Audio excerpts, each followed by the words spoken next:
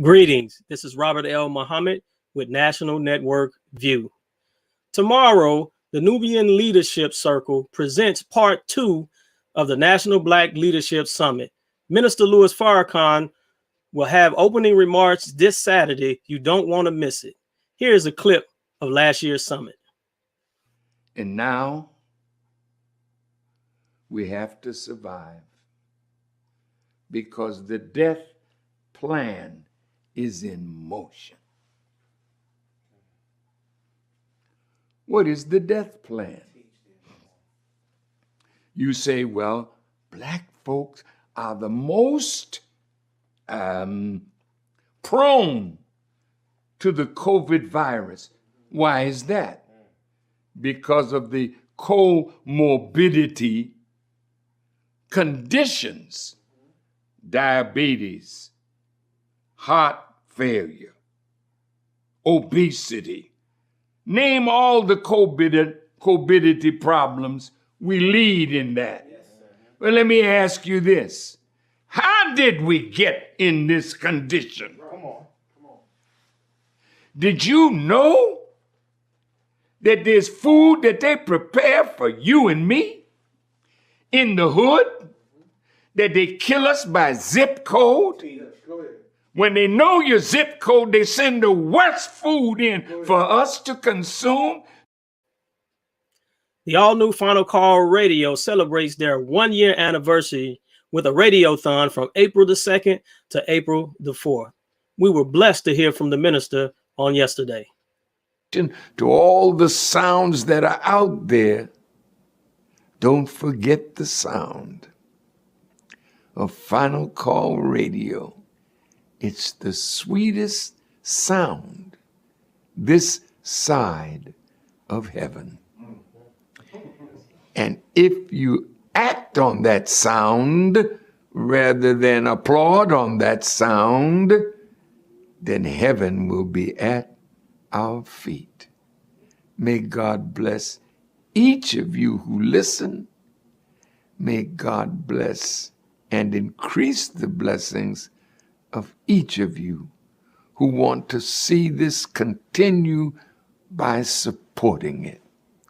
Thank you so much from my heart to yours. I love you much. Assalamu alaikum. Go to radiothon.finalcall.com to support.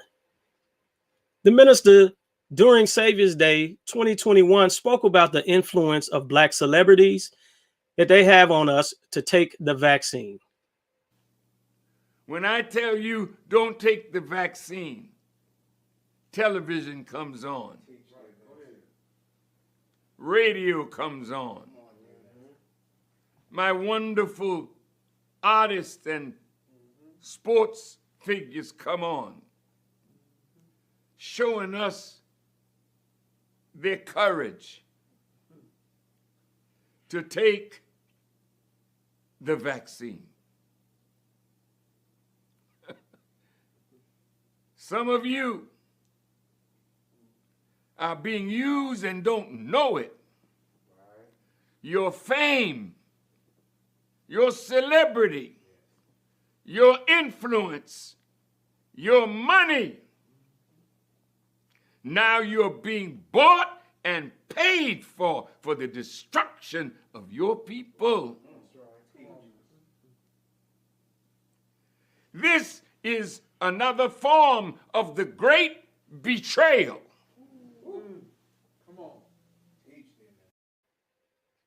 15 doses of the Johnson & Johnson's single-shot COVID-19 vaccine was ruined and determined defective after failing to pass quality control standards.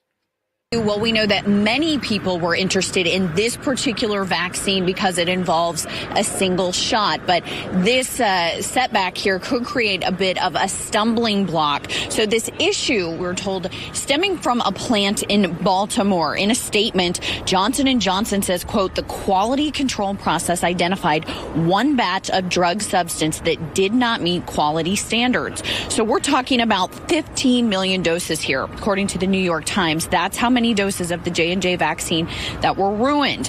According to the company, the defective batch never advanced to the filling and finishing stages of its manufacturing process. Johnson & Johnson says it's working to correct the issue. They still hope to deliver 24 million of their single-shot doses nationwide through the month of April. Now, in NV News, Nina Shabazz and Tay Uhuru discusses their tours to many different countries in Africa. As far as my travels around the world, I haven't had any horror stories. A lot of countries are a lot safer than the United States, including Africa. They have dozens of countries that have lower crime rates, lower gun violence, less mass shootings, and of course, less racism. So when I'm in Africa, I tend to feel stress-free. I tend to feel welcome. To narrow it down to one African country, that's almost impossible. But I will say, a place like Egypt, where we learn about ancient African history, 5,000, 10,000 years ago, the Valley of the Kings, the Valley of the Queens, the pyramids of Giza, the Step Pyramid. These places show us how great we were before slavery. And that's a feeling that I think all African Americans should have. And, also Ghana, I would give it up to Ghana because a lot of us are still looking for closure and reconnection in terms of the transatlantic slave trade, so we can see what our ancestors went through. We can enter the door of no return. We can visit the slave dungeons, the slave ports, and we can also learn about the reconnection and the offerings that places like Ghana have made to us as far as land, as far as citizenship, as far as asking for forgiveness. Abdul Haq discusses the issues of police brutality against Blacks and the Newark Peace Agreement as a unifying force against the actions of the open enemy. It's a combination of several factors that's now encouraging our people to do more as it relates to being more actively involved, as it relates to not just my community, but our community. One of the major problems that we as a people face in our community is bystander apathy. It's called bystander apathy. When you see someone doing something, you feel since they have it, you don't have to participate. But I can see that North is inhaling the spirit of unity and cooperation and community, real community, not just the word, but community in practice. And we are implementing and instituting the principles that we have been given from giants like Marcus Garvey, Noble Drew Ali, the most honorable Elijah Muhammad, and the honorable Minister Louis Farrakhan. So the teachings have always been here, but now it's time that we implement these teachings and all that they have given us. So I'm humbled and I'm honored to be a part of such a great initiative that's not just happening in the North, but in urban cities all throughout America. So all praise is due to Allah. Taquela Muhammad discusses how we can prepare for food shortages and develop a disaster preparedness plan in the event evacuation is necessary. So what should we have in a disaster preparedness plan that helps us in the event of evacuation? Yes, sir. First and foremost, we all should have our go bags with us. A go bag is a bag that you basically put together for you and your family, each member of the family of your household, where you have enough items to last you for a bare minimum of 3 days, which includes food, clothing, some type of shelter that you're able to put on your back comfortably and be able to walk for long distance or periods of time. You also want to have those same storage containers in your car or at your workplace, as well as your children's schools if they're in school. And you want to make sure that you are preparing your family by having those evacuations, practicing without utilities to know how to cook or how to be able to survive without having heat, without having food, without being able to cook your foods, and just practice with your family. Maybe do a camping thing where you all are turning your lights off and turning off the electricity just for that day to see how you all cope and survive during that time, as well as walking long periods of time with your backpack on to see how far off your family can make it during any disaster. So the biggest thing is properly preparing before the disaster strikes. NNV Weekly contributor Brian E. Muhammad discusses the UN declaration condemning Egypt. What has prompted this action by the UN? Well, Rosalind, it was actually pressure from human rights groups and organizations from around the world who wanted to make sure that the problem of Egypt was placed on the Human Rights Council radar screen. Egypt is a member state, along with these other states that you mentioned, the 31 countries that signed a letter to condemn Egypt for its human rights abuse problem.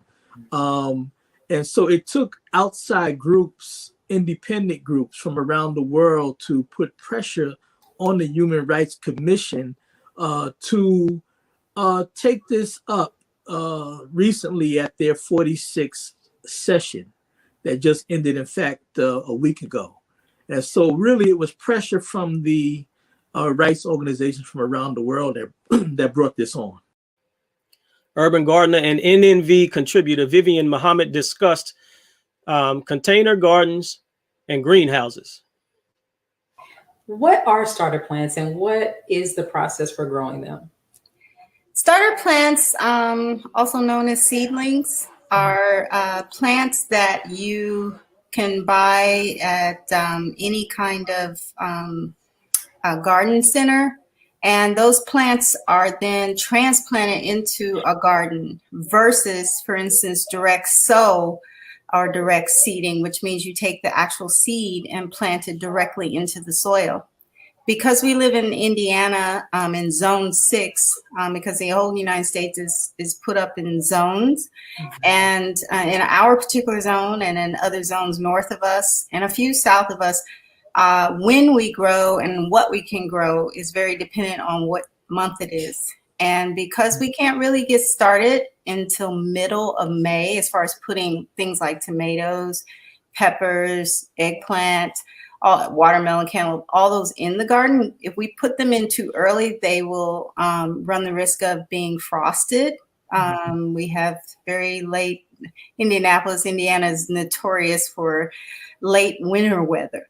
And so all those plants would die in any type of weather below 32 degrees. Today it's 26 degrees. So you kind of get the idea. So starter plants lets us get a head start on the season, which is why they call them starter plants, because we start them indoors and then transplant them. Hip hop artist, writer, and MC Taji Akib shared information on his latest venture, Project Sunrise. Now, on Project Sunrise, you filmed in Senegal. What was the environment like out there? It was a little rough because, you know, it's not, I didn't have the things I was used to here in America, the comforts that we had here. My sister actually lives over there. She has a foundation that's on land in like the countryside in Senegal, in Bojin. And they live kind of, you know, they live off the land pretty much. And so it was a rough lifestyle, but the people were very embracing of what I was doing over there, which was a little bit surprising because I heard the Senegalese people can be a little, they can be private and proud, and you know, they don't like cameras on, that kind of thing, but they actually embraced it. And I actually, to be honest with you, I got more support on it from people who barely spoke the same language as me there than I did ever on projects here. You know what I'm saying? So it was an eye-opening experience. It was enlightening. And by the time that I left, I was there for about 2 weeks. By the time I left, I didn't want to leave. This week, we discussed with Dr. Akili the effects of diabetes and the higher risk of COVID virus complications among Blacks. You give us some information as some of the symptoms that one might experience.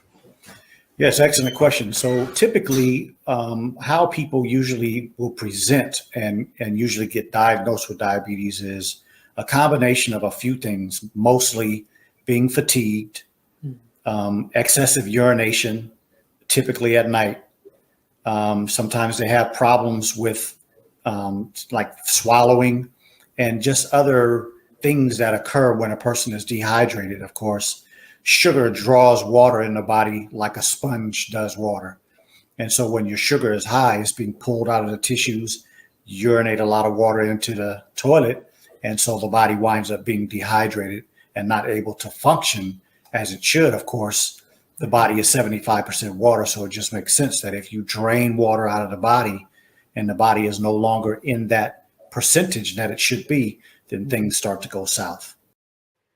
Let's pause for announcements from our sponsors, and we'll return with Charles Muhammad with How to Eat to Live. Be a part of the force that powers truth in journalism. Your support helps us to highlight solutions for a brighter tomorrow.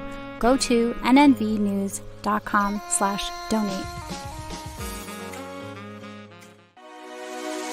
This is Sister Sajda Muhammad. We are proud to announce that the Sajda House commemorative Elijah coins are finally here.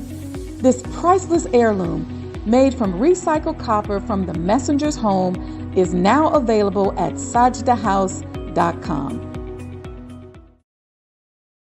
The hashtag #BankBlack social media campaign made strides not only in revolutionizing how we bank, but also how we think. The movement inspired thousands of African Americans across the country to transfer or deposit millions of dollars into Black-owned banks. These are banks that will invest in urban communities, employ African Americans, support Black businesses, and inspire Black home ownership. This is a very proud moment for our culture as we are taking small, but significant, steps towards building Black power through Black wealth. Please share your thoughts with us in the comment section below. Follow us on social media at NNV News, and please subscribe to our YouTube channel at National Network View. I am Anissa Muhammad with nnvnews.com.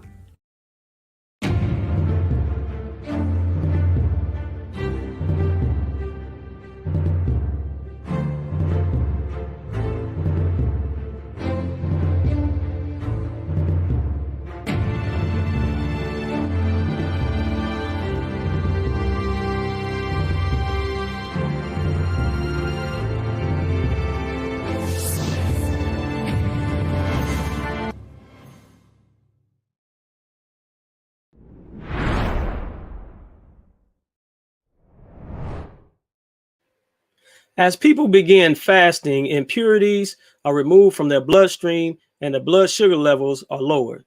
The longer fasting continues, other changes occur.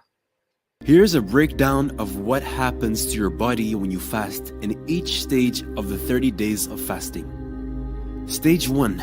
During the first couple of days of fasting, both blood sugar level and blood pressure drop. The body starts the cleansing process, and the first few days are the hardest as they are usually accompanied with headaches, dizziness, nausea, and intense hunger. Stage 2. During the second stage, the body becomes accustomed to the fasting schedule and the digestive system is able to rest. The digestive system focuses its energy on cleansing the body and healing the cells as the white blood cells in the body start to become more active. During this stage, the organs start their repair process as well. Stage 3. By the third stage, energy levels will have increased, your mind is able to concentrate better, and an overall feeling of wellness overtakes you. During fasting, the body's healing process becomes a lot more efficient, and so the body repairs any damaged cells during this stage. During this stage, the colon, liver, kidney, lungs, and skin are detoxing by eliminating toxins. Stage 4. During the last 10 days of fasting in Ramadan, the body has become accustomed to the fasting process. Your body becomes more energetic and you experience improved memory and concentration. At this stage, the organs are finishing up their healing process, and once all toxins are removed, the body is able to function at its maximum capacity. Joining us to discuss this is NNV contributor Charles Muhammad. Welcome, brother. How are you doing? I'm fine, sir. Good. Question. So should not 3 good meals help us to stay healthy? Well, no. Three meals are really for children, women who are nursing, or pregnant, or people who are very sickly. So teaches the Honorable Elijah Muhammad how to eat to live. The reverse is true, rather, when we talk about eating for better health. The Honorable Elijah Muhammad says in Book 1 that the fact that fasting is a cure for 90% of our ills is known by medical scientists, but they do not teach you that. So the adage is 3 good meals a day is good for you, but rather it shouldn't be promoted. It should be promoted to fast in order as a healthy principle. Because even if you try to fast and you come up short, you still are making yourself more healthy and boosting your immune system. So are you saying that fasting is only good for curing sickness? Oh, no, more than that. See, when you increase the frequency of fasting, it triggers what is called a cellular renewal called autophagy. Now, a diet is a rate of eating. That's what the word actually means. So when people say I'm going on a diet, they mean that they're bringing themselves under a regulation or regularity in eating. Because irregularity brings excess fat and illness. So in his book, The Overuse of Antibiotics, Martin Blazer talks about how when we get sick, we begin to take antibiotics and other medications to heal ourselves. When fasting is free, all you have to do is cut back on eating, and you will immediately see an improvement in your health, stemming from your gut. The majority of our illnesses stem or come from the gut area of the body. So what are some other benefits, besides curing sickness and obviously weight loss? Well, there's another saying that if you free the mind, the body will follow. So when you fast, you're basically renewing your cellular structure of your body, and you're cleaning the body. And also, you are allowing one of the most important organs in your body to do its job. That's the liver. And the liver begins a process called ketosis. Now, ketosis is when your body begins to take out the fats of the body and then bring it into the liver, and the liver turns it into what are called ketones. And then the ketones are like straight wide up to your brain. It's like fuel for the brain. And we as Muslim followers of the Honorable Elijah Muhammad, we go through that process when we go fast during Ramadan, when we don't eat during the sunlight. So you mentioned Ramadan. Can you explain this to our audience, Ramadan?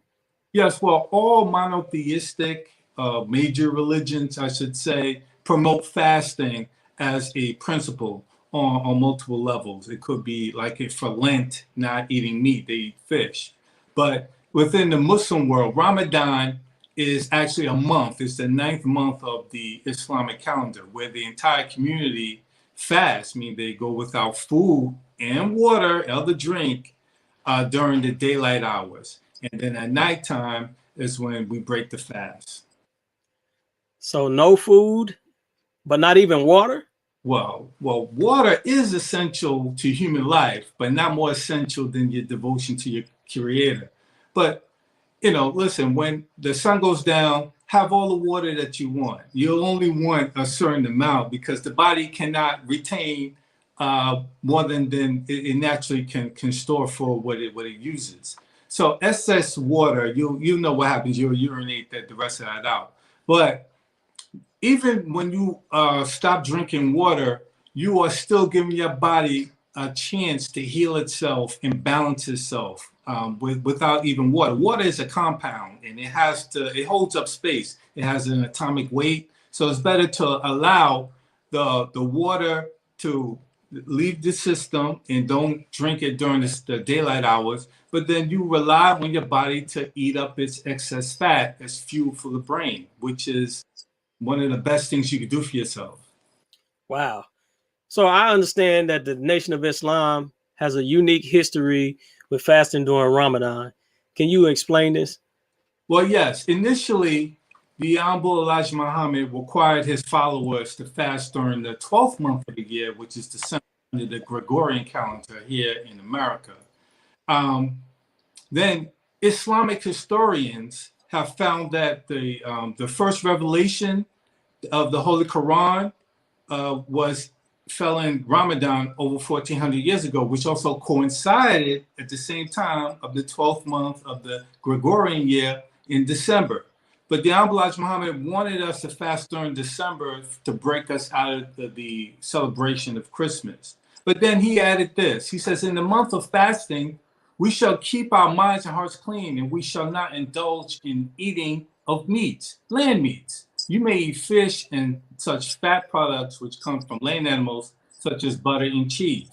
Now, if you notice that he puts in there eating fish and butter and cheese. Now, even though now we're fasting along with the Islamic world, we still can carry that principle of eating fish, butter and cheese, and dairy into this upcoming Ramadan fast. Now, these are foods that are very rich in vitamin D. And as we know, in this era of COVID, vitamin D deficiency is one of the leading contributors to contracting the COVID disease. So milk, eggs, and fish mixed with the sun rays boost vitamin D in the body. This is prophetic, preventative technology from the past that we use for today. So the Honorable Elijah Muhammad must have seen this coming. So let us stick to that diet of the fish, the milk, and the cheese, and we should enjoy our fast on Ramadan. Wow. Brother Charles Muhammad, thank you once again for an informative discussion on how to eat to live. Let us pause for a second for announcements from our sponsors, and we'll be right back with the Al-Asr Report and Student Minister Donald Muhammad. Be a part of the force that powers truth in journalism. Go to nnvnews.com/donate. Thank you for tuning in to NNV News. Please share your thoughts with us in the comments section below. Follow us on social media at NNV News, and please subscribe to our YouTube channel, National Network View. This is Clifton Muhammad with nnvnews.com.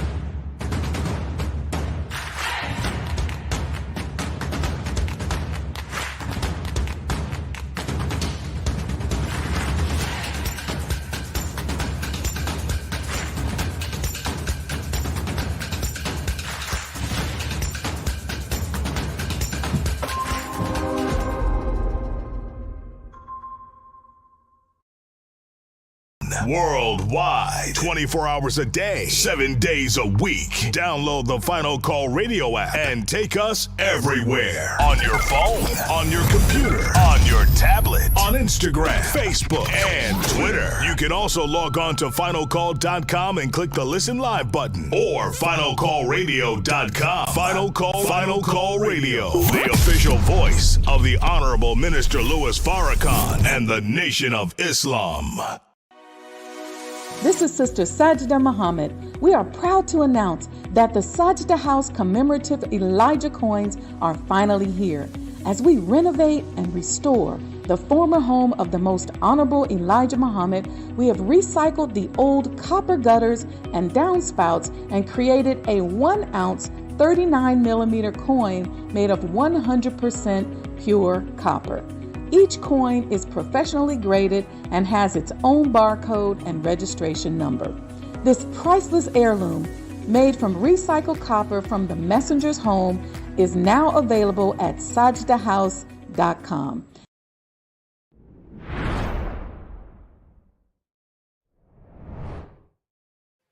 The Al-Asr Report, current events and commentary on the time and what must be done.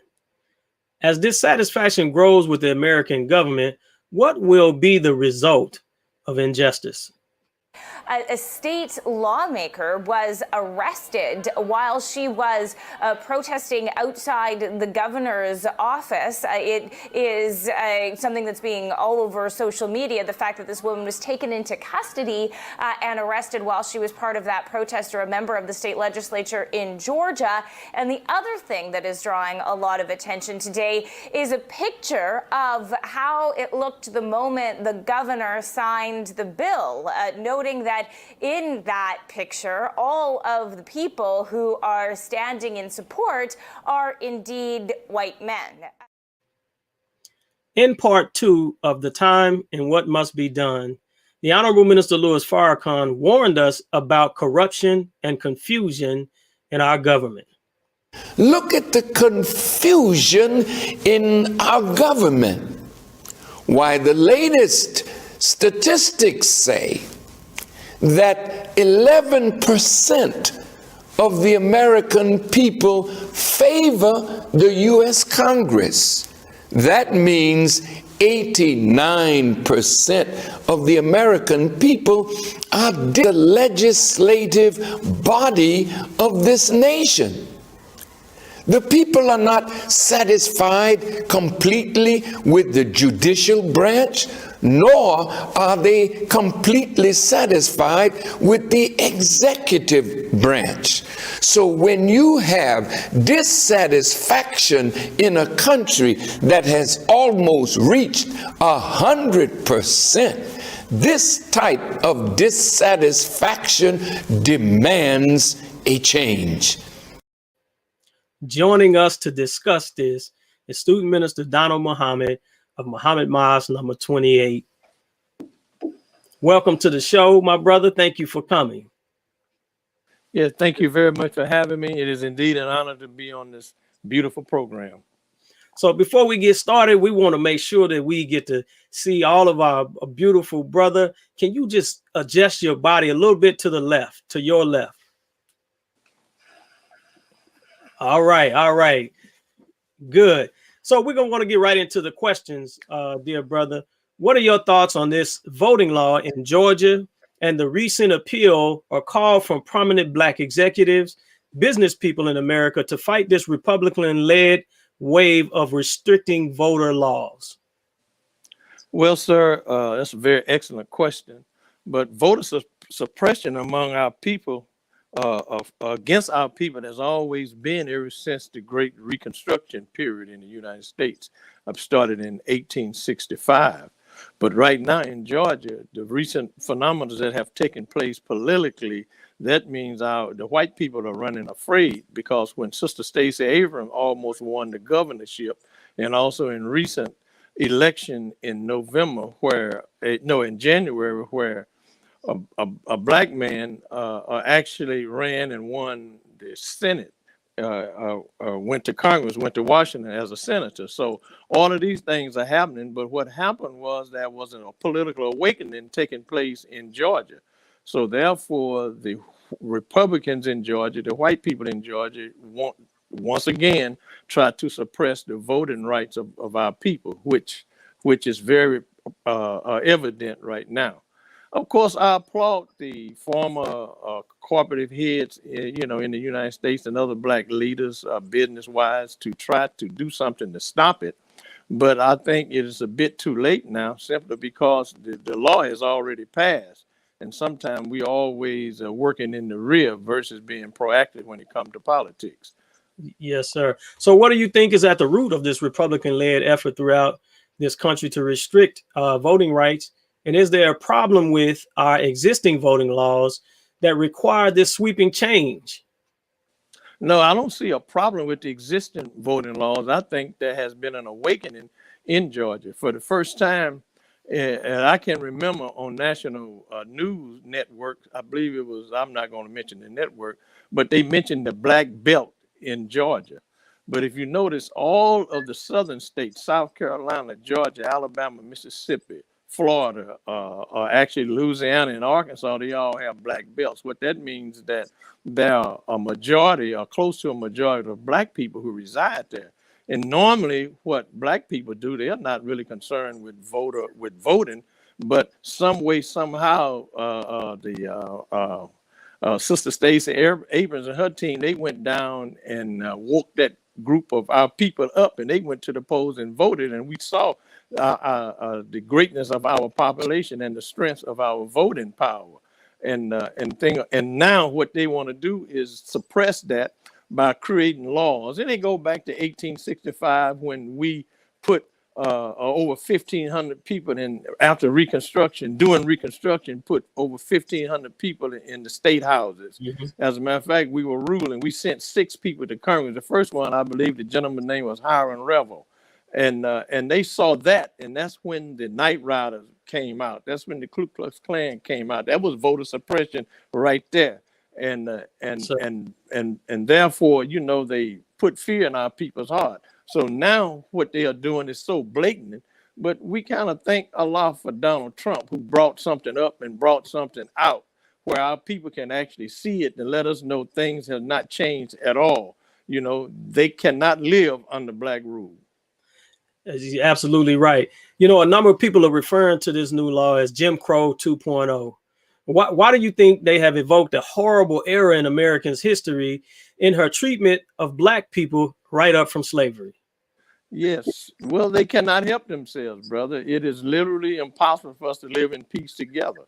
And according to the Honorable Elijah Muhammad. So basically, you know, they want to continue to rule. They want to continue to rule. They cannot fathom the state of Georgia and no other state coming out of their hands and Black people ruling. And let me say this. Usually when our people go into political office, they go in for a job. They definitely don't go in to rule in a lot of cases. And also they play the numbers game with us. Even in the city of St. Louis, where I live, St. Louis is approximately 75% Black, but they keep saying it is 45% Black. So they play the numbers game and you know, kind of don't let us understand the power of our numbers. So therefore, we don't exercise our political power in the way that it should be. But I thank Allah for our people in Georgia, the Black political leadership, because they came up to the bat and they performed. And remember, Georgia has an outlet to the sea. All right. So what does this new law tell us about white America and her thinking toward Black people in this country up to this present moment? And how would you characterize the current racial atmosphere and political climate in the United States? Well, you can always determine based on the progress of Black people. They has always tried to hold us back. Go all the way back to Black Wall Street in Tulsa. Go all the way back to changing. They are doing this in 43 states all over the United States right now, even in the Missouri. Missouri is what they call a red state. So therefore, they have changed a lot of the voter laws here as well. Also, in the city of St. Louis, they had a proposition called Prop D that took away the partisan political voting elections, and then they are nonpartisan now. So now there's a runoff, even when two people win, the first two that wins in a primary has to do a runoff now. All of this is designed to stop Black rule, my brother. Yes, sir. So, I mean, you know, based on your last statements from the last question, what must Black people do to survive and progress in this current atmosphere and the heightened racial animosity and the political instability? Yes, sir. I mean, we have to all understand that politics is designed for white people to rule. So therefore, once we understand this, that means that we should be able to have the strength to go for self, to do something for ourselves, and that's basic. That means we need to develop every institution that it takes that can civilize and socialize a people within the United States of America. That's from finances, politics, education, and all of it. We need to take control of it, educate our own, buy from our own, build our own, and that takes some doing. But at the same time, we can get around the political rule, really, of the Republicans and white people. It doesn't matter whether they're a Democrat or a Republican, my brother. You got to remember, during Reconstruction, it was the Democrats who really came and put fear in our hearts. So therefore, you know, Black people give all of our dedication to the Democratic Party, but look and see what the Democratic Party is doing with us now. They are not speaking out against such a rule that's taking place in Georgia. You know, they would never do it and the corporations, they're not going anywhere because we are still consumers, and we're going to, you know, but we have to continue to educate our people on every facet of life here in the United States of America. But it takes a collective effort. It takes all of us. And regardless of where we go, we still going to have to deal with the blueprint of the Honorable Elijah Muhammad. That's right. Student Minister Donald Muhammad of Muhammad Mosque number 28 in St. Louis. Thank you, my brother, for coming on to your Al-Asr report, NNV News, and sharing with us today. We thank you for coming, and we hope that you'll come back and continue to share with our audience. Thank you, Charles, for your contribution, as always, from How to Eat to Live. Thank you all for joining us today and tuning into NNV News. Please share your thoughts with us in the comments section below. Follow us on social media at NNV News. And please subscribe to our YouTube channel, National Network View. This is Robert L. Muhammad with National Network View News. Be a part of the force that powers truth in journalism. Your support helps us to highlight solutions for a brighter tomorrow. Go to nnvnews.com/donate. Greetings from National Network View. This week's Final Call cover story headline reads, Food Shortages, COVID-19, and Fears of a Major Crisis. The coronavirus pandemic is disrupting food supply chains and hurting multiple food industries. People are worrying that the pestilence could impact the ability for Americans to eat. This FCN Volume Number 26 edition features the middle page article by the Honorable Minister Louis Farrakhan. This message is entitled, The Key to Success is to Do for Self. To read more, subscribe to finalcalldigital.com and tune in to the all-new Final Call Radio. This is the nnvnews.com Final Call cover report.